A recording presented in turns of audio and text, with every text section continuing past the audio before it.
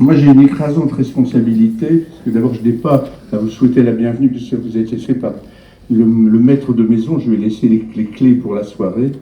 Non, mon écrasante responsabilité, c'est de torturer pendant, allez, 3/4 d'heure, notre ami Jean-Yves pour qu'il s'explique sur ses mémoires, ou tout du moins la première partie de ses mémoires, que heureusement, on m'a envoyé sous forme de papier préparatoire, qui m'a permis de le lire à l'avance. Donc, vous pouvez le trouver tout à l'heure, notre libraire Philippe Aubier le tient à votre disposition. Donc, on va faire un jeu de questions-réponses. Si vous trouvez que mes questions sont trop impertinentes, Jean-Yves, vous m'arrêtez, vous levez la main. Donc, je voulais, dès le début, citer mon maître à penser, qui n'est pas Marcel Proust en l'espèce, mais Gustave Flaubert, qui disait que le plus important, c'était de réussir son incipit. C'est vraiment, une fois qu'on a fait un incipit brillant, le reste du travail est déjà commencé. Alors, vous avez fait... Vous commencez par une phrase que j'ai essayé de méditer, qui est de quoi faut-il guérir pour être heureux? Donc, c'est comme ça que commence cette histoire. Qu'est-ce que vous vouliez dire par cette phrase que je me suis repassée plusieurs fois et qui semble être présente dans une bonne partie de l'œuvre? Bien, à vrai dire, comme suivant un exemple illustre, cette phrase j'ai trouvée à la fin. Je me suis dit que je ne vais pas commencer de manière aussi plate que le début que j'avais d'abord envisagé. Et puis tout à coup, cette phrase m'est venue, mais il a fallu très longtemps. C'est-à-dire, si j'avais dû employer la même méthode pour toutes les phrases qui suivent, le livre aurait 3 pages, voilà, de 205 ans. Donc c'est une sorte de miracle que cette phrase-là. Et m'est venue par là.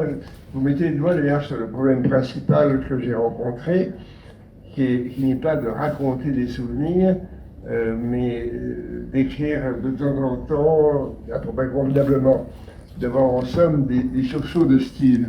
Parce que finalement, quand on raconte quelque chose, on écrit tout de même assez classement.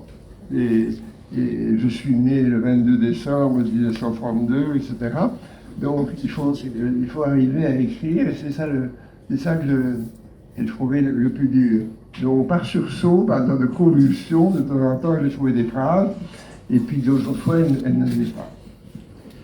Et quant au sens de la phrase, évidemment tout le monde, je pense que à peu près tout le monde porte en lui une blessure secrète, et moi aussi. Donc, je ne sais pas très bien laquelle, d'ailleurs, parce que j'ai l'impression d'en avoir eu plusieurs, même. Donc, je ne sais pas laquelle, il faut choisir, et d'où ma question. Alors, justement, ça m'amène au point suivant qui a été une de mes grandes interrogations. Vous avez une phrase qui est « Le romancier a de la chance qui peut tout dire en le masquant, en le déplaçant ». Alors, pourquoi vous n'avez pas fait un roman ? Oui, alors ça, c'est un écran chacun. Quand j'étais petit, je voulais être romancier, comme le petit Sartre, qui à 9 ans écrivait des romans concrets. Et j'ai voulu d'abord être romancier. Et puis, je me suis aperçu, j'ai écrit beaucoup de débuts de romans. Et puis, au lieu de faire comme André Breton, qui disait souffrer, je les referme au niveau de la première page, moi, je cessais de les écrire après la première page. L'histoire ne me venait plus. J'ai jamais su même raconter des histoires. Par exemple, j'aurais toujours beaucoup voulu raconter des histoires à mes enfants, et ça tournait court extrêmement rapidement. Le personnage que j'avais inventé, je ne savais pas plus quoi en faire le lendemain. Et donc, j'ai pas pu être romancier, je n'ai pas fabulé, est un don, comme tous les romanciers. C'est un don médiocre d'ailleurs, c'est pas parce qu'on sait raconter une histoire qu'on est un écrivain. On en a des exemples tous les jours, dans 95% des ouvrages qui sont imprimés. Mais il y a des gens qui ont su raconter une histoire, mais qui n'ont pas su l'écrire. Et moi, c'est le contraire. J'aurais peut-être su l'écrire, mais je ne pouvais pas la raconter. Et ensuite, j'ai voulu être poète vers 13 ou 14 ans, comme je le raconte. tout le monde veut être poète à 13 ans. Peggy disait, je crois, être poète à 20 ans, c'est d'avoir 20 ans. Être poète à 40 ans, c'est d'être poète. Rassurez-vous, donc j'ai cessé très rapidement parce que j'étais assez content de mes poèmes. J'en ai même fait des petits recueils que j'offrais à mes parents. J'achetais du papier Granson, j'écrivais de manière typographique et je mettais des reproductions de tableaux en face de chaque poème. Mais ça n'a pas suffi, comme je le disais à mes camarades, il m'a dit, mais tout le monde écrit ça, tout le monde parle de ça, tout le monde parle de pierre, de lune, de soleil, etc. Donc j'ai immédiatement cessé d'écrire des poèmes à 13 ou 14 ans. Et à partir de là, j'ai cherché un autre genre littéraire, j'ai trouvé la critique. Pourtant, dans vos mémoires, vous aviez dans votre entourage des personnages particulièrement spectaculaires. Il y en a un que j'ai particulièrement aimé, que je trouve très britannique, très extravagant britannique, qui est votre grand-oncle Paul, que je trouve très intéressant par ses manies, par sa manière de vivre. Vous pouvez nous en dire un petit peu, parce que lui est un personnage romanesque. Oui, absolument. Je l'ai d'ailleurs pas autant connu que j'aurais voulu. C'était un maître de fuite, comme dit quelqu'un d'autre. Mon grand-oncle, Paul Malon, a été un des plus grands antiquaires et marchands d'art du XXe siècle. Il a eu plusieurs galeries dans Paris, et il a fini par s'installer à New York.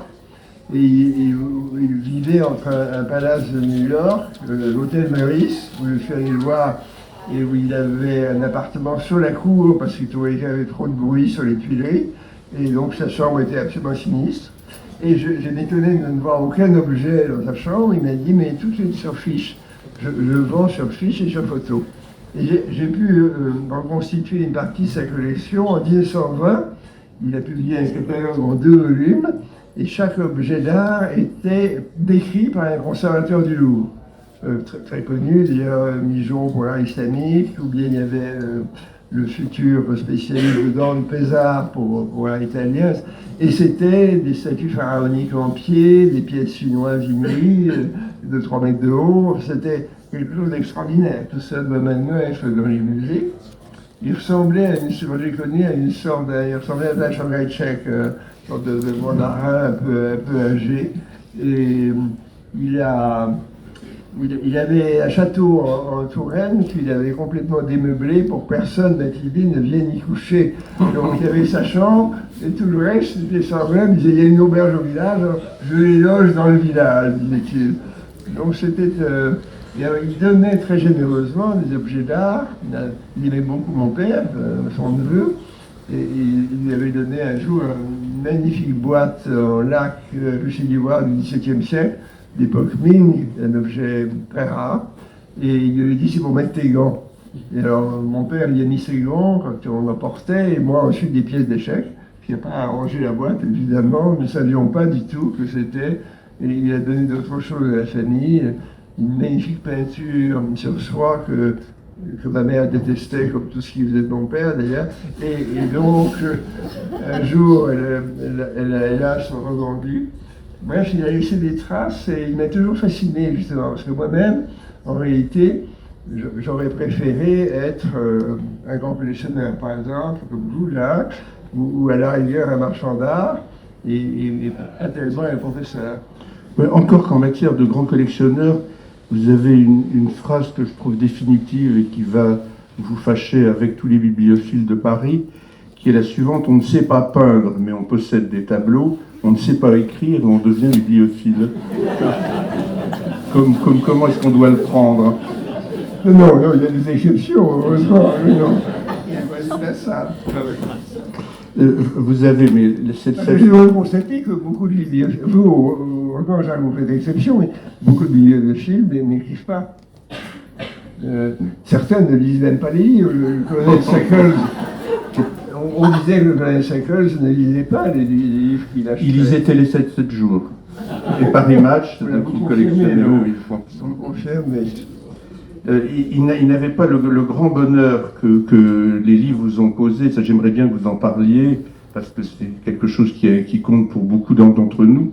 Vous dites à un moment, tous les malheurs du monde étaient oubliés quand j'ouvrais un livre. Oui, alors ça c'est une allusion à l'enfance, c'est plus tellement vrai maintenant. Mais quand j'étais enfant, c'était sûrement vrai. J'ai grandi dans les livres, il y a toujours des bibliothèques chez moi, largement en anglais d'ailleurs, étonnamment. Et je me suis toujours vu lisant. J'ai su lire à 4 ans et à ce moment-là, j'ai commencé à, comme on dit, dévorer les livres. Je lisais à une vitesse qui m'impressionne rétrospectivement et j'aimerais encore avoir. Je lisais parfois 2 ou 3 livres par jour.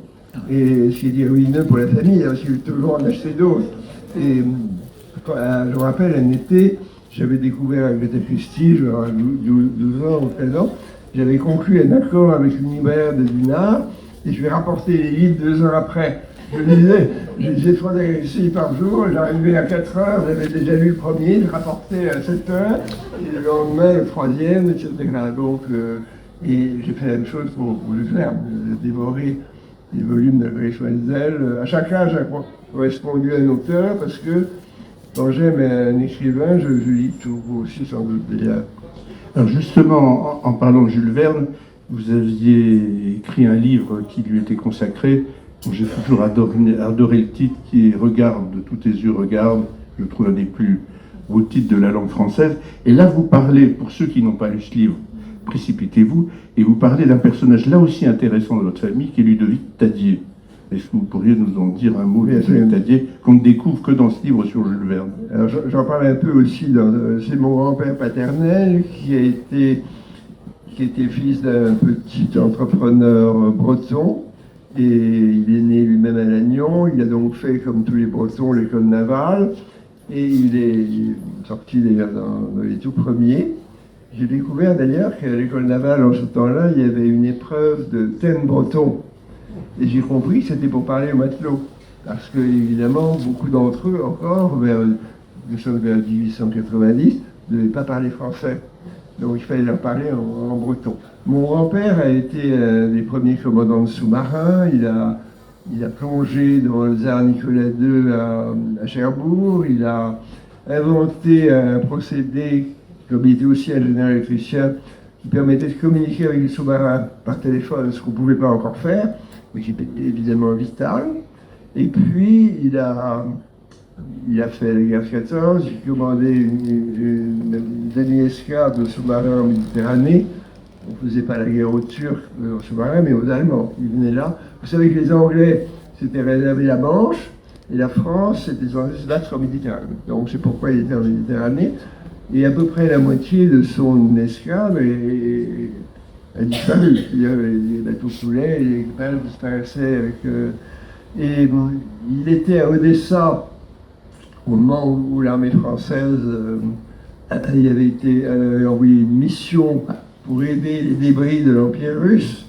Il y avait un grand-duc et quelques Russes blancs s'étaient réfugiés à Odessa jusqu'à l'arrivée des Rouges, comme on disait. Et à Odessa, mon grand-père racontait qu'il avait vu mitrailler sur le grand escalier que vous voyez dans le quartier Potemkin, non pas la classe ouvrière, ce qui est une légende d'Eisenstein, mais des officiers russes blancs. Et comme nous n'avions, nous aussi, n'avions pas l'ordre d'intervenir, nous n'avons pas bougé, comme d'habitude. Comme dit quelqu'un que je cite, mon ami Bernard Clergerie, il y avait la barre à main française, c'est dire que nous étions sûrs de la défaite. Donc il a pris sa retraite à Odessa, au moment des émeutes des mutins de la mer Noire. Vous savez que les équipages, excédés par tant d'années de guerre et aussi manipulés par le Parti communiste, se sont révoltés contre leurs officiers sur certains bâtiments. Et ce qu'on appelait les mutins de la mer Noire. Et dans mon enfance, on citait encore plusieurs dirigeants du Parti communiste français, notamment Marty et Charles Tillon, qui étaient des anciens mutins de la mer Noire, des héros. Il se trouve que sur le croiseur que commandait mon grand-père, personne ne s'est révolté. Ce qui m'a d'ailleurs surpris parce que c'était un homme qui parlait peu, paraît-il, qui était très sec, qui, dans son carré à bord des bâtiments, prenait ses repas seul. Vous savez que dans les bâtiments de guerre, autrefois, il y avait un réfectoire pour les marins et les officiers mariniers.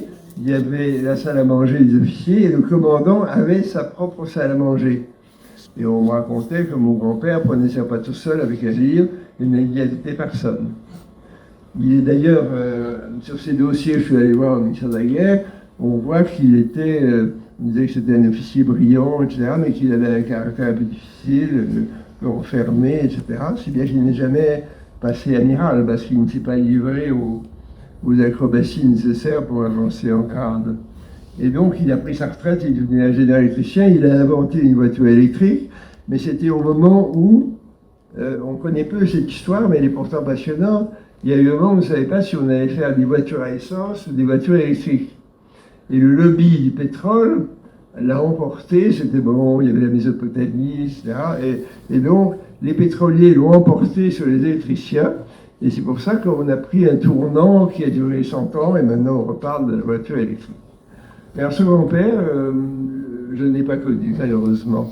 Je vois ses photos, le personnage très droit dans son uniforme, très rigide, visiblement très sec, et qui a fait malheur de son fils, mon père, parce qu'il lui a interdit de faire l'école navale. Et mon père ne rêvait que de bateaux et de faire ça, et ça a ruiné son existence. On obéissait à ses parents en ce temps-là.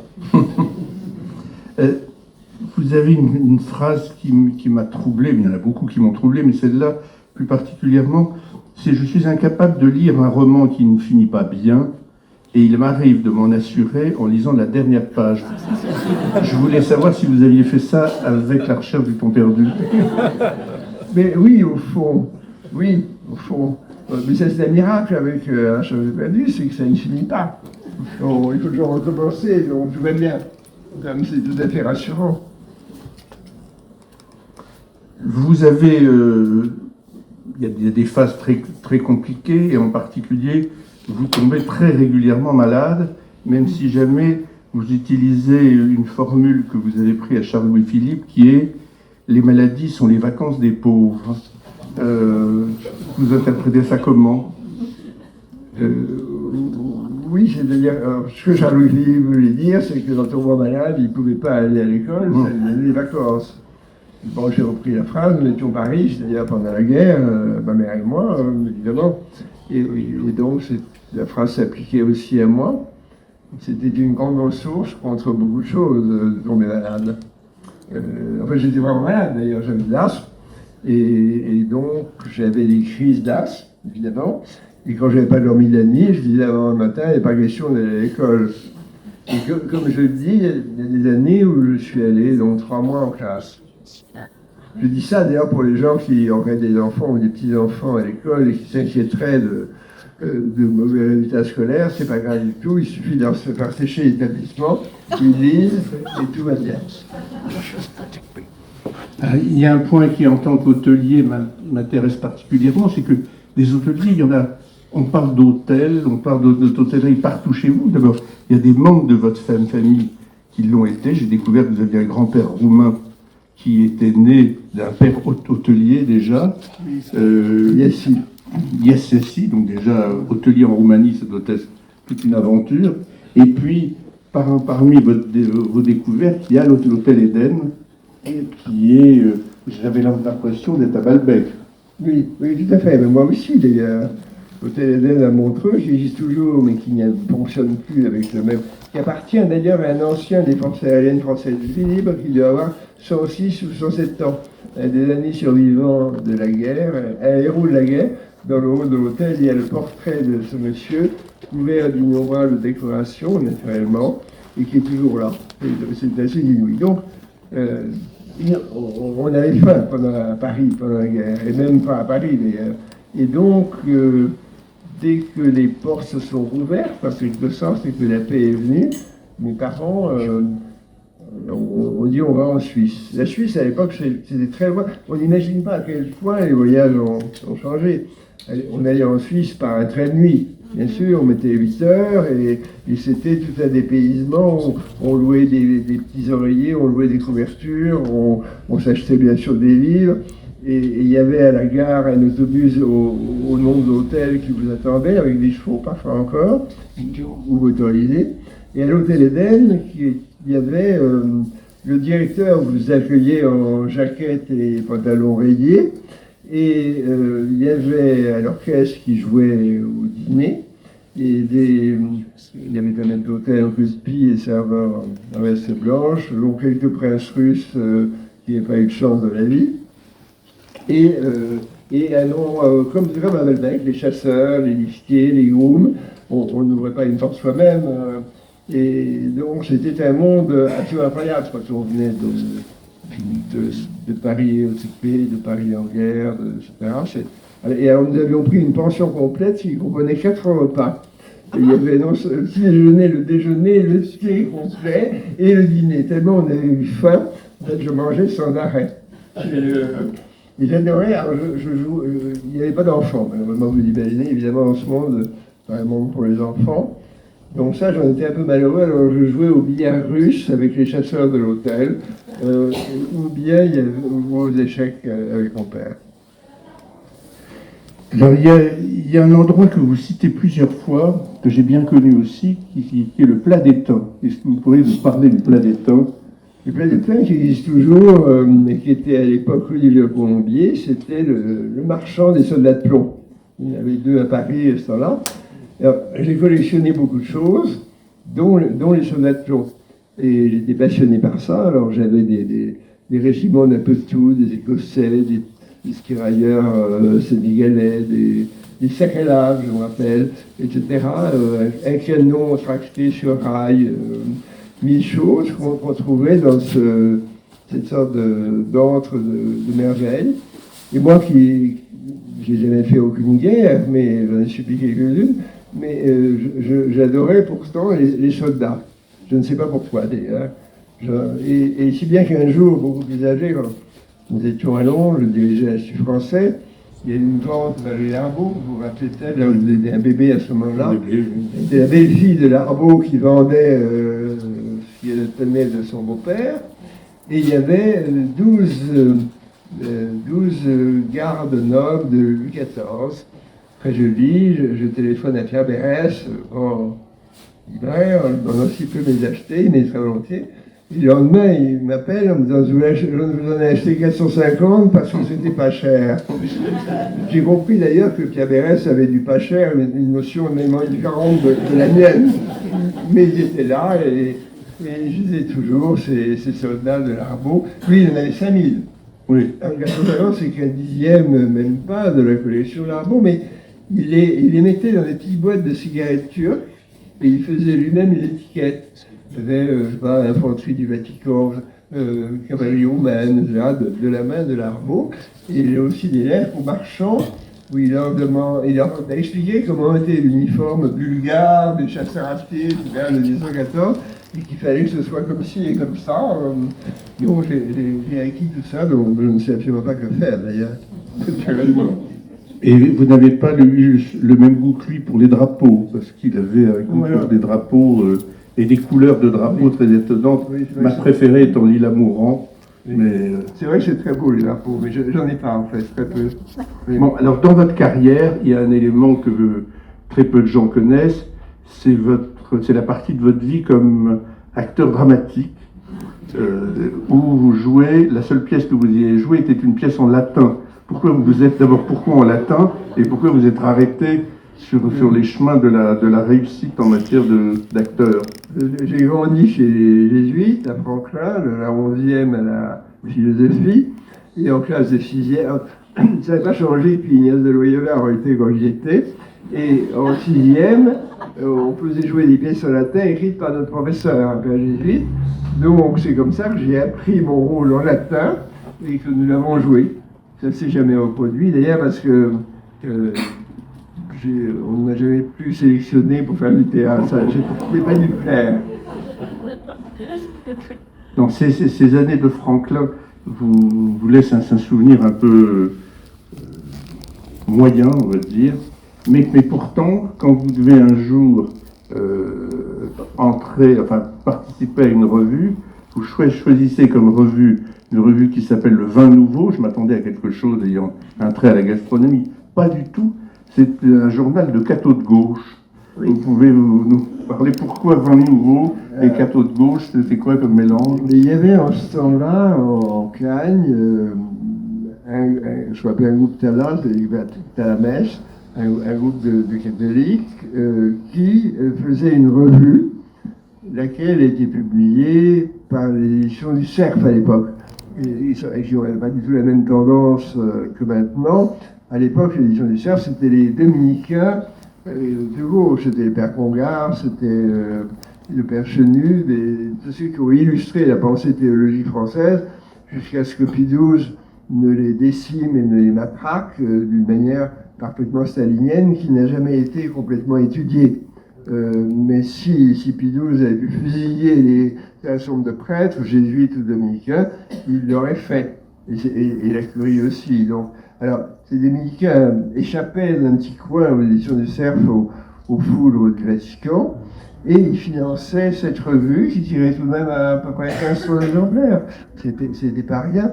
On vendait dans les cailles, dans les facultés, et un certain nombre des collaborateurs sont devenus au moins des universitaires très connus. Je pense à mon ami Philippe Jotard, et Frédéric Descamillards, à Babot, qui était spécialiste de l'économie, et notamment des pensions et des retraites, qui vivait dans le Figaro et ailleurs, et bien d'autres. Des compositeurs de musique comme Gilbert Ami, Alain Badiou pour le cinéma. Enfin, c'était. Quand je vois ces numéros, je vois que tous les noms sont encore connus maintenant.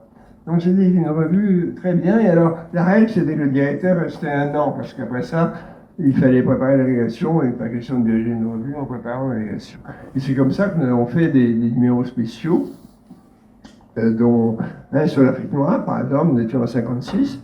Nous avons été interrogés le Borcella Sangor, par exemple, à l'époque simplement député, ou encore Jacques Benanjara, qui plus tard est un personnage extraordinaire, un grand poète malgache, qui avait été député au moment de l'insurrection de Madagascar en 1949, qui avait désapprouvé l'insurrection, qui avait l'immunité parlementaire, et qu'on a tout de même envoyé au bagne. Il y avait plusieurs années de bagne. Malgré tout, il n'en voulait pas, semble-t-il, à la France. Et il a reçu extrêmement gentiment aussi. Dans ce numéro, on parle de lui également. Et je crois qu'on avait rendu compte aussi du fameux livre de René Dumont, L'Afrique noire est mal partie. Elle était mal partie il y a 70 ans, donc maintenant, elle a pu changer, mais non, c'est pas sûr. Non, pas sûr. Donc, ben, nouveau, c'était ça, c'était assez touchant, c'était assez émouvant, et on y rencontrait des tas de gens très intéressants. Vous avez une description de Normal, vous dites c'est un Oxford crasseux. Je dis c'est Jean Chesnay. Oui, mais vous semblez être d'accord avec lui. J'imagine que ça a changé depuis. Et puis, vous avez une organisation de votre livre qui est un peu comme un opéra wagnérien. Plusieurs fois, vous nous avez légèrement parlé de Proust, on va venir Proust par petits bouts, et puis soudain arrive le moment tant attendu, vous décidez d'étudier Proust, et en particulier, parlez-nous de ça, les instants d'extase dans la recherche. Oui. Alors, les instants d'extase, vous décidez à un moment de vous mettre sur Proust. Oui, c'est venu comme ça, d'ailleurs. J'aimerais pouvoir dire que ça s'est passé dans des conditions absolument dramatiques, pendant un orage, en forêt, tout à coup, rien du tout. Non, c'est venu tout naturellement. C'était Proust, c'est pas autre chose. C'est comme ça que je le vois, c'est-à-dire je suis incapable. Je dis, j'ai eu un moment d'illumination en classe de philosophie, le jour où notre professeur, le père Thomas, nous a eu la page sur les pavés inégaux pour s'en moquer, en 52-53, pour c'est plus très à la mode, pour s'en moquer de ces phrases longues, etc., et ces chichis. Et moi, j'ai eu une sorte de coup de foudre à ce moment-là. Et je suis rentré chez moi, et comme il y avait tout Proust, il y avait tout Bergeron perdu, et la connaissance que ma mère et mon père étaient reliés par Marode, non qui on va très très loin de parler de Marode. Donc j'ai commencé à le lire à ce moment-là, et c'est comme ça que c'est venu. Alors vous tombez sur des professeurs très étonnants, je suis sûr qu'ils ont beaucoup changé aujourd'hui, parce qu'il y a certaines phrases d'eux, je veux dire, moi qui ai une telle révérence pour les professeurs de l'université, vous commencez par, il y a quelqu'un qui vous dit, vous êtes le candidat idéal, celui qu'on voit au dépôt du sujet et à la soutenance. Oui, ça, c'est Madame Dury, Marie-Jeanne Dury, dont le nom dit peut-être encore quelque chose, dont je parlerai plus longuement dans le tome 2 de mémoire. C'est elle qui m'a dit ça. C'était mon troisième directeur de thèse, parce que j'en ai eu trois. Le premier, c'est donc Claude Nadal, que j'admirais parce que c'était un des rares professeurs un peu modernes de la Sorbonne, et qui était en plus le seul rescapé d'une catastrophe de téléphérique, qui lui donnait une aura supplémentaire. Et malheureusement, Nadal a quitté la Sorbonne le mois de janvier avec la femme d'un de ses copains et s'est installé dans le Midi. Et quand le doyen des lettres lui a demandé ses intentions, il a répondu par télégramme par le mot Scorbonne. Donc, disparition de mon directeur de thèse, et là-dessus, l'autre professeur qui s'occupait un peu du roman et un peu moderne, c'est Georges Blin. Donc, je vais trouver Georges Blin assez embêté parce que j'avais éreinté, avec l'audace et la conscience de la jeunesse de la NRF, sa thèse Stendhal et les problèmes du roman. J'avais dit notamment que son style augmentait la difficulté des problèmes qu'il croyait résoudre. C'est bon moyen pour. D'ailleurs, c'est très gentil, il m'a dit, je le sais, ça fait rien, etc. Et j'ai vécu un véritable supplice pendant 2 ou 3 ans, parce que Blin se mettait entièrement à notre place et réécrivait chaque mot. C'était un véritable enfer. Jusqu'au jour où, rue Gay-Lussac, je cite le mot de Moses Sebon qui parlait de la rue triste de Lussac, et donc je rencontre Blin, il me dit, à Montadier, j'abandonne votre thèse, je suis nommé au Collège de France. Il aurait pu naturellement la garder, mais il ne l'a pas fait. Et il m'a dit, j'ai téléphoné à Madame Dury, et elle accepte de vous prendre.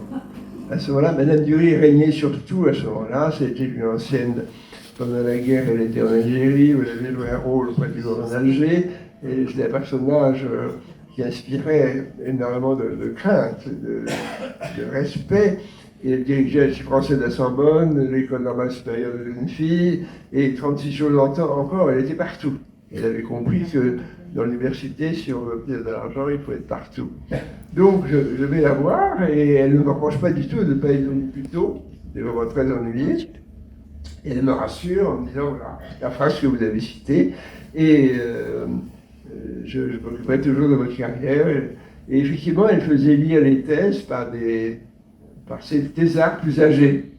Moi aussi, j'ai dû lire des thèses de gens plus tard illustres, faire des rapports qu'elle lisait assez bien d'ailleurs. L'ennui, c'est qu'elle rajoutait des vacheries qu'on ne vous n'aviez pas écrites. Et on tremblait que la personne ne découvre que c'est vous qui aviez écrit le rapport et vous envoyez à mort pour avoir dit cela.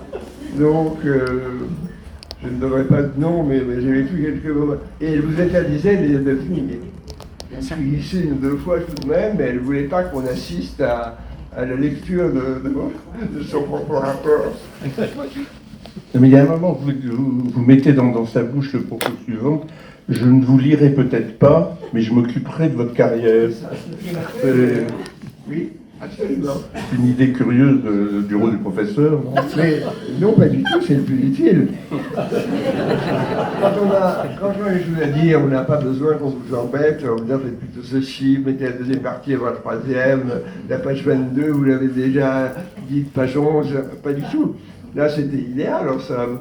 Sauf que, il est arrivé un drame que je n'ai pas encore raconté d'ailleurs, c'est que, arrivé à il y a 13 chapitres sur la thèse, où je pense, et arrivé au chapitre 11, je lui remets le premier taquet, en disant est-ce que vous pouvez lire Joseph de jeter un coup d'œil, et elle m'envoie un mot en me disant t'as dit c'est très sérieux, mais c'est pas du tout original. Et alors je suis complètement effondré. Je prends une commande chez un éditeur, avec l'aisance que plus tard l'habitude me donnera, et je ne travaille plus à ma thèse pendant 1 an. Et là-dessus, je dis à mon éminent collègue Jacques Desbachers, Madame Dury m'a écrit ça, je suis complètement effondré. Il m'a dit, mais mon vieux, elle dit ça à tout le monde, c'est un système, ne la crois pas. Et alors, fini, moi j'ai fait les données des chapitres, je lui envoie, et m'a dit, vous m'avez écouté, là, vraiment, c'est devenu original. Alors, il y a un moment où vous rencontrez, vous avez affaire au grand Proustien que nous connaissons tous, qui est Clairac, mais ça va pas se passer très très bien avec lui au niveau des notations quand vous avez à parler de Madame de Lafayette. Ah oui, non, Pierre Clairac m'a mis, à moins que ce soit son collègue, on ne sait pas, ils étaient deux, ils sont toujours deux d'ailleurs pour la dissertation. J'ai eu 8 en français à l'agrégation de lettres. J'ai eu 8 aussi au premier concours à l'École nationale, j'ai passé en français également. Je peux rassurer tous les gens qui aux mauvaises notes, c'est plutôt encourageant en réalité. Donc, j'ai eu 8 mis vers Clairac, en effet. C'est lui qui m'a envoyé ensuite au lycée de Poitiers. Oui, alors justement, parlons de Poitiers, parce que à un moment, je me dis, ça y est, on va parler d'Alexandrie, vous préparez Alexandrie, le départ à Alexandrie, et pof, Poitiers. Pourquoi est-ce que vous vous retrouvez à Poitiers alors que vous rêviez d'Alexandrie? Parce que l'autorisation, le visa, l'accord égyptien n'arrivait pas. Et donc, la rentrée scolaire, il fallait la faire tout de même. C'est fonctionnaire, je devais, à l'époque, c'était vers le 20 septembre, je crois, il fallait être quelque part. Donc, on m'a dit, allez au lycée de Poitiers, et puis vous irez en Égypte quand l'accord égyptien arrivera. Donc, plein d'espoir, je suis allé à Poitiers. Donc, alors là, c'était assez singulier, parce que j'avais jamais appris à faire classe. À l'époque, on ne vous préparait pas du tout à l'enseignement secondaire. Donc, je rêvais du supérieur en plus. Et donc, je vais trouver le proviseur. J'arrive la veille de la rentrée, vers 5 heures de l'après-midi, le plus tard possible. Par chance, le proviseur me reçoit. Je lui dis, monsieur le proviseur, comment est-ce qu'on fait classe? Il me dit, comment on fait classe? Je lui dis, oui, personne ne me l'a jamais appris. Vous me nommez en 5e, en 4e et en seconde. Je ne sais absolument pas comment on fait. Il m'a dit d'acheter un volume des circulaires des inspecteurs généraux. En échange inouï, on trouvait ce volume passionnant en librairie, il n'était pas encore fermé. Il n'y a pas beaucoup à Poitiers dans ce coin-là, il y en avait une, je crois. Et pendant la nuit, je lis ces circulaires. Et voilà. Mais la vie sociale à Poitiers semble assez restreinte parce que vous logez chez des notaires, oui, et qui manifestement ne vous parlent pas beaucoup, ne vous reçoivent pas beaucoup. Ouais, c'était un hôtel particulier à Tisson, du XVIIIe siècle, à côté du palais des ducs de je sais pas quoi, et une grosse scène, je me rappelle encore. Et donc, j'avais une chambre en haut, et alors, le notaire était un homme économe qui allumait le chauffage à 8 h du matin, heure à laquelle commençait mon cours. Je prenais une douche glacée à 7 h du matin, et au moment où, enfin, à la fin de l'année, j'ai su que j'allais en Égypte, j'ai dit à la femme du notaire que j'allais partir. Elle m'a dit, mais quel dommage, nous allions justement vous inviter à prendre un café.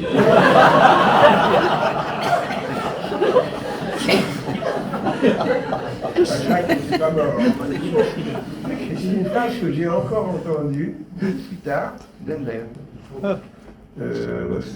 Ma femme et moi, nous cherchions dans le 6e arrondissement, un appartement, on ne l'a pas trouvé d'ailleurs, et nous rencontrons un éminent académicien qui nous dit, ah, mais qu'est-ce que vous faites là? On cherche un appartement. Mais si vous, non, c'est quelqu'un que j'avais souvent invité à déjeuner, le dire entre parenthèses. Et si vous en trouvez un, dites-le moi, je vous inviterai à prendre un café.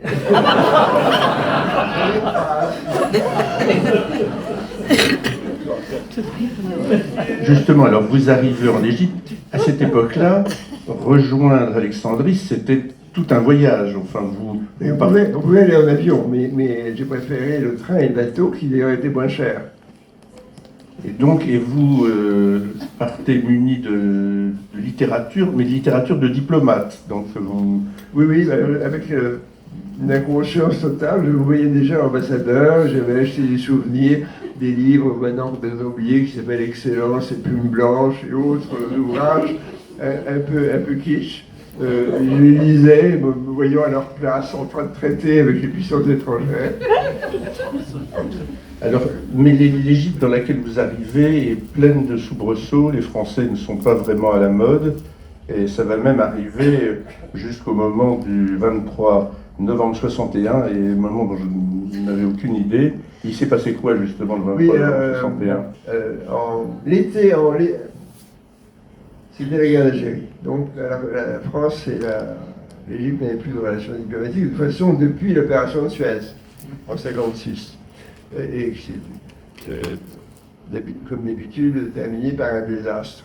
Et donc, il y avait des relations officieuses, et notamment l'Égypte avait redemandé des enseignants français pour les lycées et pour l'université.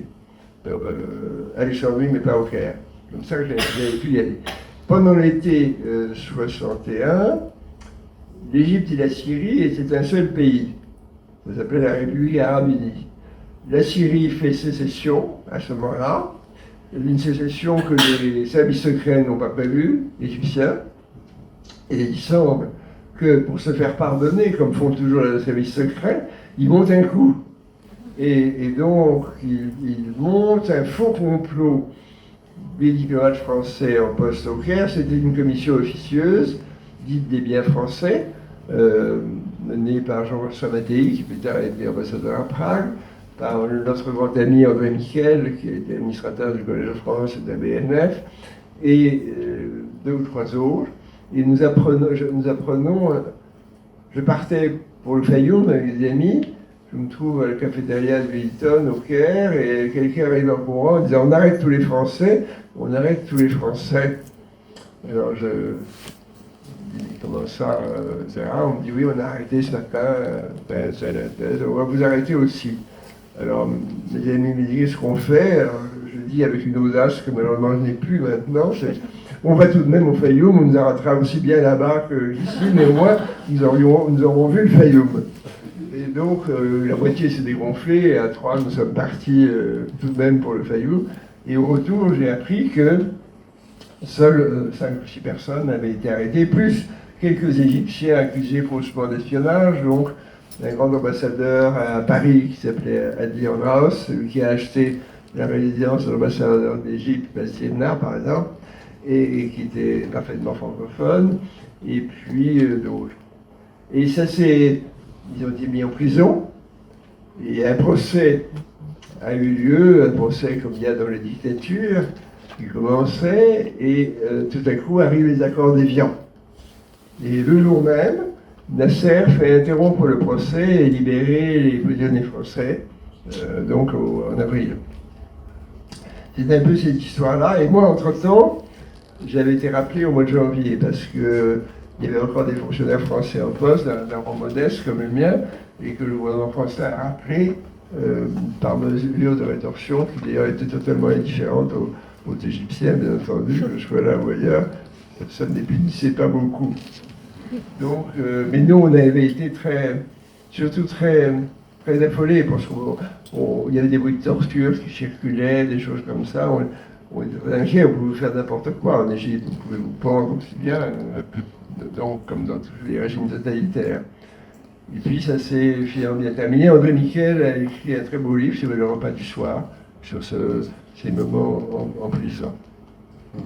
Alors vous décrivez une société égyptienne, vous avez pris une phrase de Lord Cromer que j'aime beaucoup, qui est il n'y a aucune différence entre les musulmans et les chrétiens, sauf que les seconds sont parfois ivres. Est-ce que c'était comme ça que ça marchait, la société là-bas? Non, pas du tout. Ça, c'est une horrible méchanceté de Lord Cromer, qui est un des officiers britanniques les pires qu'on ait vus dans l'Empire. Il faut lire son livre sur l'Égypte pour le voir. Et donc, non, pardon, la société égyptienne était très composite, comme elle est toujours. À Alexandrie, il y avait encore des restes de l'importante communauté européenne. Il y avait aussi une partie d'Égyptiens qui parlaient parfaitement le français. Et d'ailleurs, les plaques de rue étaient encore en français. Et comme je le dis, sur les murs du métro, dans une des gares du centre-ville, il y avait encore l'inscription au goudron de la guerre, la France est éternelle. Elle n'avait jamais été effacée. Donc il y avait... la France gardait une influence très grande, malgré tout, et au moins au point de vue culturel. Alors, il y avait cette société cosmopolite qui faisait à peu près 100 000 personnes à Alexandrie, et puis il y avait les Égyptiens Alors, il y avait des Égyptiens coptes, il y avait des Égyptiens musulmans, et il y avait en réalité à peu près une dizaine d'églises. C'était un musée de l'histoire du christianisme, puisque pour chaque rite, vous aviez trois composants. Vous aviez les coptes orthodoxes, les coptes catholiques et les coptes protestants, par exemple. Vous aviez la même chose pour les Arméniens, pour les Grecs, pour les latins, évidemment, qui étaient que latins. Donc c'était passionnant. Je me rappelle avoir été invité par le consul de Suisse à un goûter de patriarches. Il y avait 12 ou 13 églises différentes d'Alexandrie représentées. En même temps, on vivait l'histoire, on vivait 2000 ans d'histoire. Et alors, les gens étaient extrêmement hospitaliers, gentils, depuis les étudiants jusqu'à tout le monde vous invitait. Enfin, ce qu'on dit d'hospitalité orientale reste certainement vrai. Je l'ai beaucoup senti. C'était tellement différent de la France, tellement différent de Poitiers notamment, que j'étais absolument ravi. Et quand j'ai dû partir, fiancé d'ailleurs, ça a été absolument déchirant. Et vous avez une phrase qui d'ailleurs est déchirante, qui résume toute cette situation. Ma fiancée n'avait pas le droit de partir et je n'avais pas le droit de revenir. Donc vous êtes sorti comment de cette histoire? Eh bien, comme je l'ai vu par un réseau de relations, c'est-à-dire que j'étais depuis la petite enfance très ami avec le fils d'un préfet qui avait été 40 fois directeur de cabinet. En ce temps-là, les ministres, les directeurs de cabinet étaient là, on les prenait, chacun, et c'était comme ça. Donc quelqu'un qui est directeur de cabinet du ministre de l'Éducation, tel gouvernement, sur les République, ça changeait tout le temps, évidemment, et c'est peut-être pas fini d'ailleurs chez nous. Et bien donc, ce monsieur connaissait tout le monde, tous les ministres, etc. Il avait d'ailleurs été révoqué par Vichy, et donc tout ce qu'il fallait. Et il a obtenu qu'on donne à un fiancé et à sa mère d'ailleurs un sauf-conduit pour entrer en France, et ensuite un passeport français le jour de notre mariage civil. Aussitôt après le mariage civil, nous sommes allés à la préfecture de police, nous avons été reçus par le chef du cabinet des préfets, qui a présenté tous ses compliments à Arlette et lui a donné son passeport français. Et ma belle-mère, pour venir, avait eu aussi un sauf-conduit, et qui avait été envoyé à Beyrouth parce qu'il allait aussi sortir d'Égypte. Et on ne sortait pas d'Égypte. On ne donnait pas de visa de sortie. C'est un aspect des régimes totalitaires qu'on méconnaît parfois, on ne peut pas sortir. Oui. Donc, grâce à un ambassadeur du Liban, la famille, etc., Arlette et sa mère ont pu sortir et arriver à Beyrouth. Et c'est à Beyrouth qu'on a envoyé des autres acrobaties dont je ne me serais pas cru capable d'ailleurs. Et même encore maintenant, je serais incapable de refaire tout ça, je crois. Mais ça ne vous a pas empêché de continuer l'aventure au Cameroun. Alors vous en faites une description, si j'osais dire, presque célinienne. Enfin, on a l'impression de se retrouver dans le voyage. J'ai fait cours d'ailleurs à Yaoundé je faisais un cours sur l'Afrique dans la littérature française. Et j'ai donc fait pour la seule fois de ma vie le cours sur Céline. Et en effet. Vous parlez des bruits de la forêt, vous utilisez la formule « la grande clameur de singe », une formule qui vient de Malraux, mais la description que vous faites du Cameroun, on n'a pas très envie d'y aller, d'autant que notre politique coloniale, il y avait une guerre, enfin, toute une série de choses qu'on a oubliées. Oui, c'était la fin d'une guerre du Cameroun, qui est complètement ignorée, mais qui a fait tout de même 100 000 morts. Et dans une région très localisée, à l'ouest, et l'armée camerounaise avait des officiers français en uniforme camerounais. Et justement, c'est là que Bernard Cagliari me proposa. En janvier, on ne trouve pas de poste à l'université, tout est pris. Donc, on me dit, à ce moment-là, allez au ministère de la Coopération, il y a peut-être quelque chose qui se forme au Cameroun. Donc, je vais au ministère de la Coopération, et là, on me dit qu'on ouvre une université à Yaoundé. La première année, donc, je disais, il y a autant Yaoundé qu'autre chose. Et j'avais lu Conrad, c'était assez intéressant d'aller en Afrique. Et puis, c'est toujours aller mieux Poitiers, de toute façon. Donc, c'est comme ça que je suis parti pour Yaoundé. Et Alors c'était le régime d'Aïdjo, encore un régime pas très démocratique, peut-être un peu plus que maintenant tout de même, mais avec cette guerre horrible, d'où on ignorait tout. En arrivant, je déjeune avec un inspecteur de police français, et je lui demande si tout est calme maintenant. J'avais tout le monde entendu parler de troubles. Et il me dit cette phrase, oh oui, oui, il n'y a plus que 2 ou 3 chaises coupées le matin sur la place du village. Et je me suis dit, bon, c'est des Français qui se font couper la tête, c'est pas très grave. Mais il y a 2 ou 3 ans, en lisant un livre, d'ailleurs extraordinaire, sur la guerre du Cameroun, paru aux éditions de la Découverte assez récemment, c'est nous qui coupions les têtes. C'est nous qui mettions les têtes des Africains sur la place du village. C'est pas le contraire. Et ça, c'est difficile à accepter tout de même. Et donc, ça a fait 100 000 morts. Comme je le dis d'ailleurs, c'est pas la seule fois. Hein. À Madagascar, ça a été à peu près autant. Et dans pas d'autres c'est pas le sujet. Alors, comme vous ne faites pas les choses dans le bon ordre, c'est à partir de ce moment-là que vous entamez une carrière militaire. Parce que on a parlé de votre goût pour les soldats de plomb, mais vous vous retrouvez quand même avec un certain nombre d'obligations militaires, le fait d'être marié et tout ça. J'avais reculé jusqu'à 27 ans, le moment du service militaire. J'avais aucune envie de faire, j'espérais toujours qu'une réforme inespérée l'abolirait. C'est venu beaucoup plus tard, je me disais, j'ai une femme, un enfant, je suis malade, ça fait des tas de choses, je devrais être réformé. Je n'ai pas été, donc, mais il se trouve que ma mère avait une grande amie dont je parle, Marie de Gramont, qui était une héroïne de la guerre et qui connaissait tout le gouvernement, puisqu'il était composé d'anciens de la France libre. Et donc, il se trouve qu'elle connaissait aussi très bien le chef d'état-major de la marine, l'amiral Cavanier, et qu'elle lui dit: qu'est-ce que vous pourriez trouver pour un garçon qui n'a pas envie de se battre et qui a besoin de rester à Paris et de travailler à autre chose. Et l'amiral Cavanier lui dit: j'ai ce qu'il vous faut, l'armée maritime. Et donc c'est comme ça que j'ai été chargé de conserver les photographies d'armée maritime pendant 15 mois. Elles ne se sont pas perdues d'ailleurs. Et c'était en face de chez Paul Morand et la princesse Suzzo, avenue Charles Cloquet. Idéalement placé pour voir ce grand écrivain proustien partir monter à cheval à l'école militaire. Je vais maintenant proposer à nos amis de vous poser des questions, sachant que j'ai une dernière question. Est-ce que ça veut dire qu'il y aura 1 ou 2 autres tomes?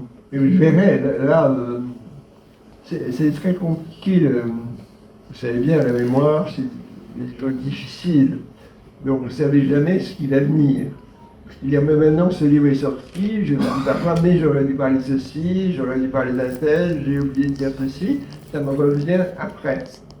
Donc, j'envisage un deuxième volume, et puis on verra. Parce que ce qui va très bien, c'est la petite enfance. Enfin, ça va très bien, la mienne, je ne la considère pas comme heureuse, mais là, on a des souvenirs incontestables, qu'on a raconté 300 fois à tout le monde, c'est ce qu'on a fait à 5 ans, etc. Mais ce qui est très difficile, c'est de se dire ce qu'on faisait en 1972, par exemple, ou qu'est-ce que je faisais en mai 2010. Ou si on ne tient pas de journal, suivant le conseil de Proust, je n'en tiens pas, mais j'ai tort, parce qu'au télé, si on tient un journal, on est perdu. Alors je l'ai cru. Vous savez, c'est l'histoire de Montesquieu qui donne une grande réception au Palais Rose au Vésinet, et puis le matin, la chroniqueuse mondaine du Figaro fait paraître un communiqué disant que la réception est annulée. Personne ne vient chez ce pauvre Montesquieu, il téléphone à la dame, et elle lui dit: mais quelqu'un m'a téléphoné et il m'a appelé princesse. Et Montesquieu lui dit: et vous l'avez cru?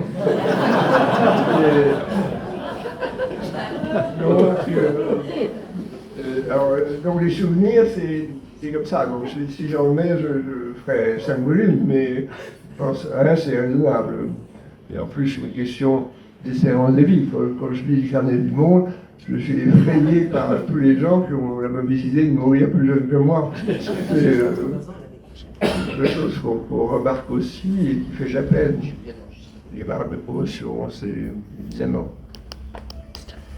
Donc, qui veut se lancer à l'assaut? Ils sont extrêmement timides. Alors j'attire votre attention sur le fait que si vous ne posez pas de questions, vous n'aurez pas à boire tout à l'heure. Voilà. Non, je pense m'avoir apporté. Je vais briser la glace. Merci déjà Jean-Yves pour ce moment délicieux. Peut-être, est-ce que vous pouvez nous parler un peu de l'importance du cinéma dans votre existence? Parce que je crois que le cinéma, c'est aussi, avec la littérature, quelque chose qui compte beaucoup. Oui, ça a en tout cas énormément compté. Je pense que si je repense à mon enfance et ma jeunesse, qui étaient somme toute assez solitaires, il y avait les livres et il y avait les films. Et le dimanche, très souvent, le dimanche après-midi, je partais tout seul à l'Eau de Paris, au cinéma Cardinet, aux Agriculteurs, aux Athènes, vous voyez, où il y avait des films anciens. Le cinéma qui m'intéressait, c'est pas celui où allaient mes parents, je méprisais tout ce qui sortait, même si c'était très bien. Je ne voulais voir que si je pouvais pas voir de film muet, j'acceptais le parlant, mais pas que ce soit en noir et blanc, et si possible d'avant 45. Donc j'allais dans ce cinéma de répertoire, auquel Van Nouveau a consacré un numéro, entre parenthèses, et qui était beaucoup plus nombreux que maintenant. Et j'étais dans la salle, on n'était pas nombreux souvent déjà, hein, et puis il y avait la Cinémathèque, bien sûr, qui était sur la Messine, et puis quand j'ai été au Dulme, ça c'était une grande chose parce que la Cinémathèque était 29 rue Dulme, dans l'actuel annexe de l'école normale d'ailleurs. Et donc j'allais, pendant l'agrégation, j'arrêtais de travailler à 4 heures, et j'allais à la séance de Chasser le Monde au coin de la rue, la dernière édition, marquée Bourse, je me rappelle. Et j'allais à 6h30 après le sens, puis à 8h30, j'attrapais un dîner à 8h, je retournais à 8h30, parfois à 10h30, en fonction des programmes. J'allais parfois 2 fois, 3 fois par jour à la Cinémathèque, et beaucoup plus jeune, c'était les cinémas répertoires. Je m'imaginais d'ailleurs que j'allais écrire sur le cinéma. J'ai même commencé un livre avec des masses de notes sur le baroque au cinéma. Et puis un beau jour, est paru un livre sur le baroque au cinéma. Alors j'ai remisé toutes mes notes et je n'ai tout le monde à un livre qui voit qu'il n'a pas écrit ou qu'il aurait voulu écrire. Donc le cinéma, je pense que je vivais dans ces mondes imaginaires, peut-être parce que la réalité ne m'offrait pas tant de satisfaction, peut-être rétrospectivement. Ou parce que je m'étais enfermé dans un monde un peu solitaire. Vous les films qui vous ont les plus marqué, vous trouvez cette langue? Oui, alors, c'est ce cinéma muet qui m'a certainement Griffith, c'est par-dessus tout, avec von Stroheim, la symphonie nuptiale de Stroheim me paraissait comme le plus beau film du monde. J'étais très tôt très sensible aux formes. Et ce qui est passionnant dans le cinéma muet, c'est toutes les recherches formelles, les personnages de biais, les fermetures à l'iris, l'image qui devient trouble parce que l'héroïne pleure, des choses comme ça. Donc il y avait les premiers Gans aussi, bien sûr. J'ai vu, je le raconte, lorsque, en 57, je crois, Gans a fait une version sur triple écran de J'accuse, où on voit, vous savez, à la fin, les morts de la guerre de 14 se dresser et avancer pour demander aux vivants de ne pas faire la guerre. Et bien donc, il l'a fait sur triple écran, au Studio 28, et Alain Badiou et moi nous sommes dit, mais on va y aller. Et il y avait 4 personnes dans la salle, Abel Gans et Nelly Kaplan, sa compagne de l'époque, Badiou et moi. C'était tout. Alors j'ai fait un article de Van Nouveau pour insulter les gens qui s'entassaient aux Champs-Élysées à l'époque. Maintenant il n'y a plus de cinéma aux Champs-Élysées. Au lieu d'aller au Studio 28 voir Abel Gans. Et qui a perdu son génie après, bien sûr, mais jusqu'à Napoléon, c'est formidable. Et donc, j'aimais les Français du temps du muet. J'aimais Jean Epstein, j'aimais Louis Deluc, j'aimais Germaine Dulac, qui était une des premières femmes metteurs en scène après Alice Guy, et qui faisait des choses extraordinaires. Je me souviens de La souriante Madame Beudet, par exemple, des 24 heures du Mans aussi, de tous les films de Germaine Dulac. Et Jean Vigo, bien sûr, ensuite. J'ai beaucoup aimé, la liste serait très longue. Je n'en finissais pas de voir des films, de découvrir des gens, les Suédois, les Allemands, le cinéma expressionniste allemand, décrit admirablement par les grands livres de Luther Eisner, c'est un des analystes les plus géniaux du cinéma qu'il ait eu. C'est une vieille dame extraordinaire, j'ai vu beaucoup plus tard à Poitiers, qui avait survécu à tout. Il est venu présenter l'Aurore. L'Aurore, le chef-d'œuvre de Mondaro, qui est expliqué uniquement par les formes, et c'était formidable. Elle a écrit son autobiographie, d'ailleurs, qu'il faut lire. Il faut lire. Donc à la Cinémathèque, je retrouvais Luther Eisner, Madame Merson et Mary Epstein, qui flanquaient Henri Langlois. Tous les quatre étaient énormes, et tous les quatre étaient absolument bouleversants par leur unique passion pour les deux films, dont ils avaient sauvé des milliers.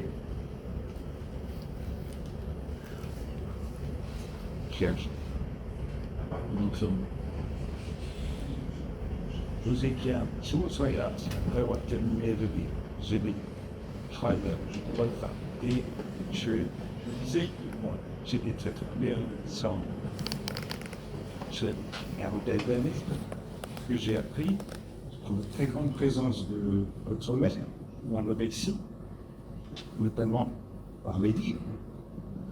Et c'est des références à c'est elle qui vous mène chez Gallimard. Alors, le première visite, l'initiation en littérature, vous voyez des livres dans le magasin Gallimard. Et puis, aussi, comme vous avez parlé ce soir, très peu de présence de Sommet dans ce rubrique de mémoire. Et je me disais à la fin, eh bien, cette absence. Mais c'était lui. C'était lui. Alors, il avait été absent, c'était pas sa faute. Alors, en 38, mobilisé pour Munich, en 39, mobilisé pour prisonnier jusqu'en 43, date à laquelle il s'évade, etc. Donc, je l'avais pas vu jusqu'à 7 ans, finalement. Je connaissais je passais mon temps à regarder les photos de lui qui partout dans la maison, et pour essayer de voir comment il était. Et quand nous sommes allés le chercher à la gare de l'Est, le jour d'avril 43, je n'ai pas du tout reconnu. Il était habillé comme un vagabond, il était laid, mal rasé, mal coiffé, etc. Je me suis dit, comme l'enfant qui espère toujours être fils d'un prince, chez Freud, c'est pas possible que ce soit mon père. Et enfin, il s'est arrangé après. Mais mon père, pour des raisons compliquées qui tiennent probablement à sa propre éducation, fils d'un officier de marine, donc d'un père absent, avec une mère qui avait pris toute la place et qui était elle-même très autoritaire, ma grand-mère qui m'italiait, qui m'appelait toujours mon cher garçon, par exemple. Il ne m'a jamais appelé Jean-Yves, et ainsi de suite. Et donc, mon père avait des... J'ai toujours l'impression que son intérêt principal n'était pas à la maison. Alors, je lui dois beaucoup aussi, dans le domaine des livres, il a une passion pour l'histoire. Il avait une considérable bibliothèque historique et nos conversations portaient à peu près uniquement sur la disgrâce de Turgot, sur la fin de Philippe le Bel. On était très à l'aise pour parler de ces choses-là, mais jamais il m'a donné un conseil pour la vie pratique. On pouvait parler de la guerre de 100 ans pendant des heures, mais on ne pouvait pas parler si on était malheureux chez les jésuites ou ces choses-là. Et donc, je ne sais pas si j'en parlerai plus, mais je me reprends peut-être, n'est-ce pas su, dans l'époque, trouver les mots, mais quand je vois mon père, je vois quelqu'un qui avait beaucoup de charme, d'ailleurs, qui pouvait être très drôle, surtout à lire à la maison, d'ailleurs, et qui adorait le bateau à voile. Jusqu'à l'année de sa mort, il allait en Corse, en bateau à voile, Bodinière à Jersey, etc. Il avait une passion pour la mer, pour le team, faute d'avoir un capitaine de marine. Donc je lui dois aussi ça, le goût de la mer et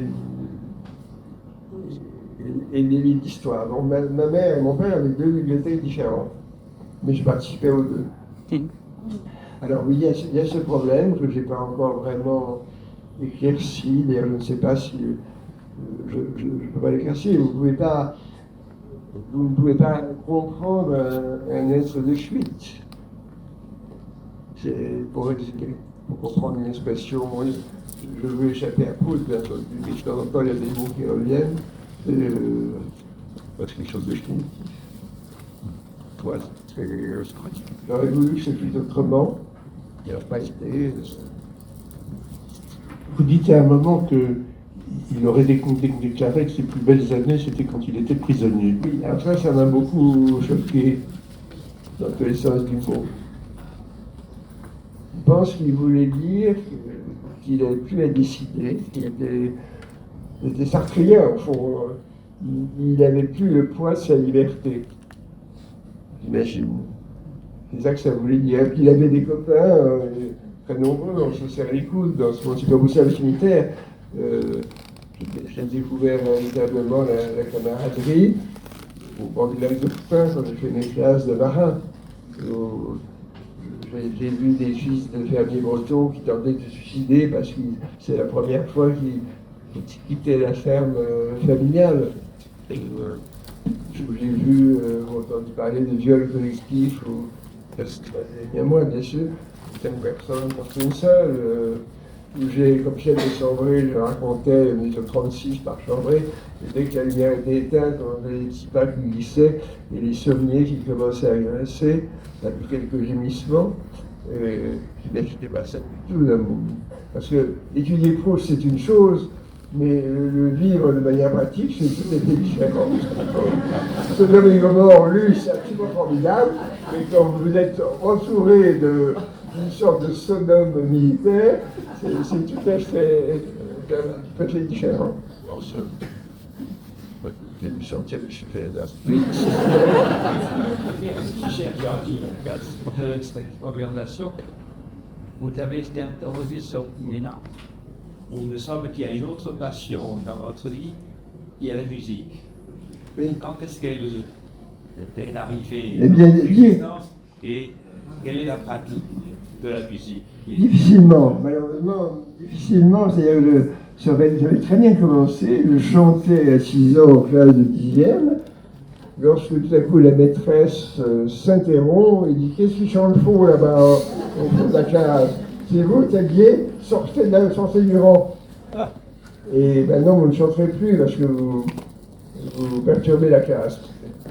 Je me suis dit « Bon, la musique, c'est pas pour moi. » Et il se trouve que ma mère avait joué du piano, ma grand-mère aussi, mais elles n'ont jamais pensé à me faire apprendre à jouer du piano. Donc j'ai pas appris à jouer du piano, je l'ai toujours beaucoup regretté. J'ai essayé beaucoup plus tard, personne n'y croyait.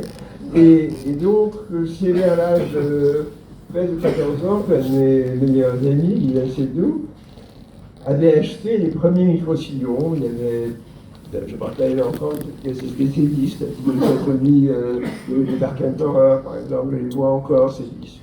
Et il en passe un, et je me dis, mais c'est extraordinaire.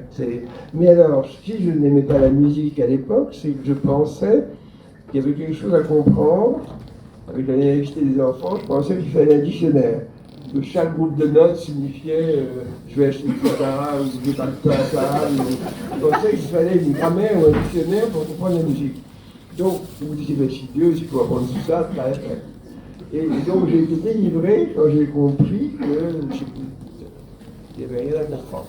Alors j'ai moi-même commencé à acheter des disques. Alors là encore, j'avais des guides, des auteurs de référence, c'est-à-dire Romain Holland et Hervé Suarez, et j'avais vu par exemple que pour Beethoven, tout était mauvais, sauf le dernier quatuor et les dernières sonates. Donc j'ai acheté les dernières sonates et les derniers quatuors. C'est comme ça que je procédais. Et puis j'ai découvert Stravinsky. C'est le jour où, à 16 ans, j'ai entendu le Sage du Printemps, ça a été pour moi absolument bouleversant. Je suis arrivé dans le matin en philo chez lui et dit à la classe, vous avez entendu le Sage du Printemps?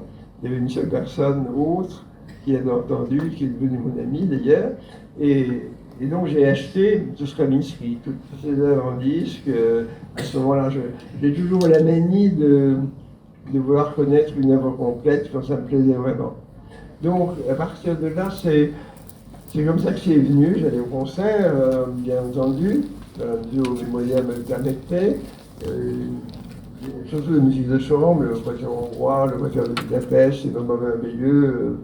Quelques grands artistes, de grands chefs aussi. Et puis, toujours continuer. Et pour l'opéra, que ma femme aimait bien avant moi, c'est venu très tard. C'est venu avec 40 ans à Londres. Et alors là, à Covent Garden, il y avait en ce temps-là cette immense génération de Domingo, Boson, Pavarotti, Montserrat Caballé, etc. On allait 2 ou 3 fois par semaine à l'opéra, tellement c'était beau, passionnant, avec les vieilles mises en scène de Visconti, que les Anglais avaient toujours gardé.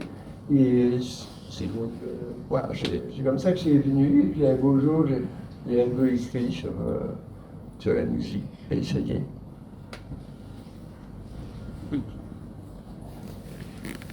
Une question. Vous avez une question ceci. Les recherches qu'on apprend en Bible, nous ayons pris un longtemps de ceux qui apprennent qui sont importants. La question du harcèlement scolaire. Mais que vous traitez par exemple, moi, c'est une chose où on a disons vous choqué. C'est ça que vous avez été, une quiz, on parlait dans le groupe. C'est un mot qu'on n'employait pas quand j'étais. Je ne sais pas, en effet. Non. Mais c'est après coup que vous avez m'exposer ce que. Je dois dire d'ailleurs tout ce que j'ai lu ces dernières années sur le harcèlement scolaire ne m'a fait aucun bien, parce que j'avais presque oublié. Et je me suis dit, mais comment est-ce que de la classe de 8e à la classe de 4e au moins, peut-être 3e, et puis maintenant, on a laissé faire ça. C'est abominable. Je me suis bien me suicider. Chaque matin, je tremblais à l'idée d'aller en récréation. Alors, je disais j'étais malade, mais souvent on me disait mais non, tu serais bien temps, pas de l'infirmerie. Parfois, j'arrivais tout de même à aller à l'infirmerie pour éviter. Je lisais des journaux sur les jésuites missionnaires, extrêmement ennuyeux déjà.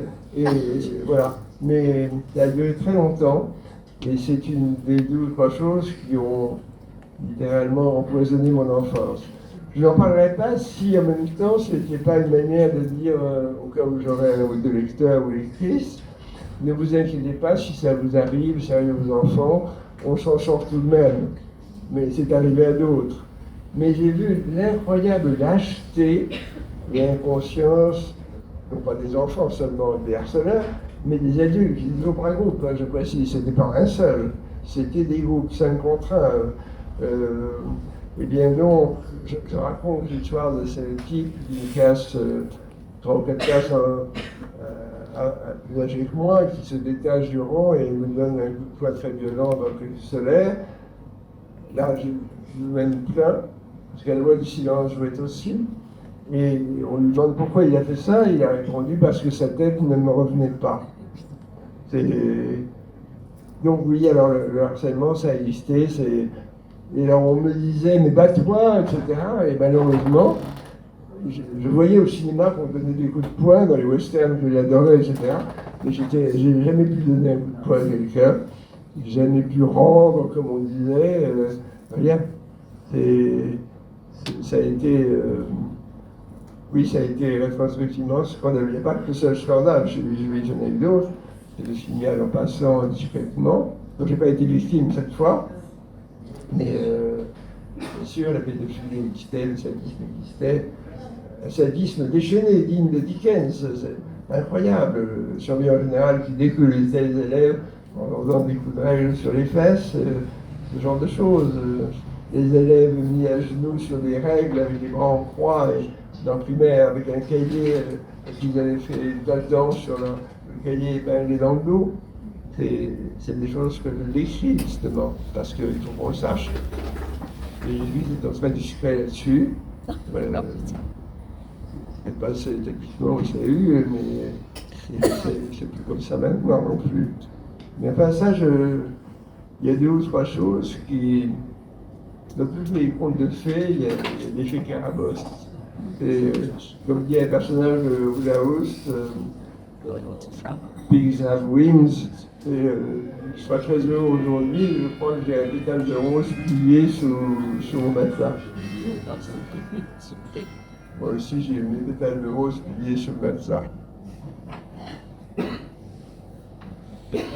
Une dernière question. Oui. Je sais que vous n'avez pas laissé, en tout cas, quelque chose de mémoire exceptionnel. Est-ce que vous êtes appuyé sur des... Vous avez dit que vous n'aviez pas de chômage, vous avez vérifié, vous avez des documents. Tout à l'heure, est-ce que vous avez quand même un certain nombre de documents? Est-ce que votre mémoire a été le seul moteur de cette écriture? Bon, c'est une remarque. En gros, oui, mais il y a des... J'ai consulté des livres sur des points précis. Par exemple, je raconte que j'ai un oncle qui a commandé la marine fluviale dans l'Indochine, dans la guerre d'Indochine. Et donc, j'ai acheté un livre dont j'ai absolument rien fait, qui s'appelle Marine en Indochine. Alors, en général, j'ai beaucoup de mal à aller dans les bibliothèques ou à emprunter des livres. Je préfère en général les acheter, mais le plus souvent, ils ne me servent pas. Donc là, j'ai un livre sur la marine Indochine, j'ai des livres sur la guerre d'Algérie, donc j'ai rien fait non plus. J'ai un livre sur la guerre du Cameroun, par exemple, parce que là, oui, je m'en sers. Mais je ne raconte pas, je ne mets pas des tartines de... Si vous voulez, par exemple, en ce moment, je suis en train d'écrire un portrait d'Edgar Faure, à propos de la loi Edgar Faure sur l'université. Donc là, je me suis dit, avec des choses que ma femme et moi nous avons rencontrés à Londres, j'ai une certaine idée de lui, et je voulais savoir, par exemple, comment était la disgrâce de Thiago. Je ne suis pas obligé de le dire. Ensuite, j'ai compris qu'il n'avait pas écrit lui-même. Oui, je me documente au fil des... un peu, mais je pense que je le ferai de moins en moins à mesure que j'approcherai de l'époque tout à fait récente. Je consulte parfois aussi pour avoir une date précise d'un événement historique. Je ne me rappelle pas dans des bombardements. J'ai des souvenirs très rares, très vifs de l'occupation.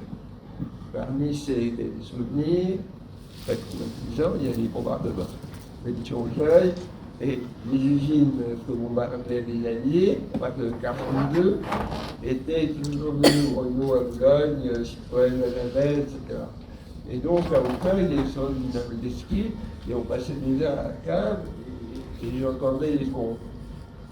J'ai voulu connaître les chiffres. Je ne sais pas combien il y avait eu de morts, parce que, évidemment, je n'ai pas un enfant qui a eu 300 morts l'année dernière. Donc, pour ça, oui, voilà. Il m'arrive de consulter, mais pas beaucoup plus. Et je donne des renseignements.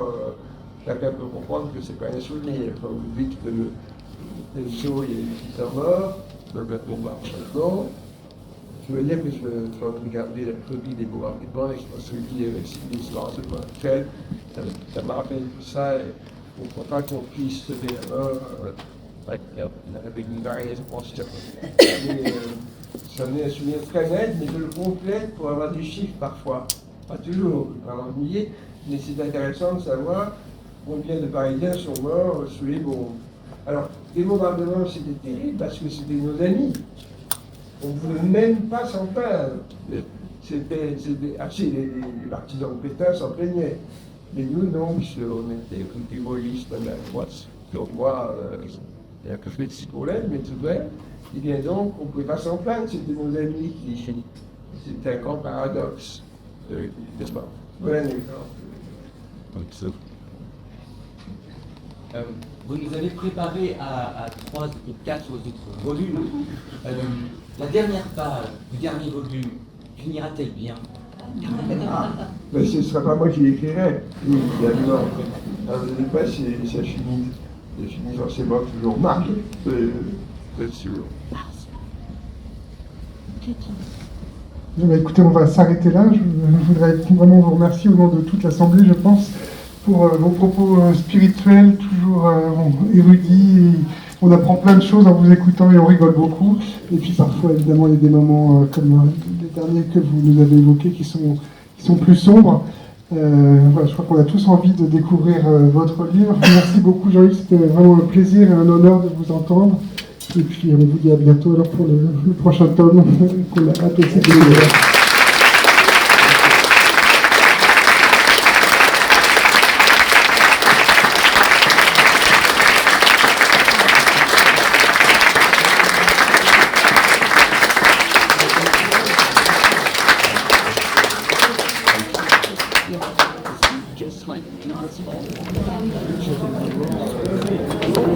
Ça va, Alessandra? Je ne trouve pas trouvé une date pour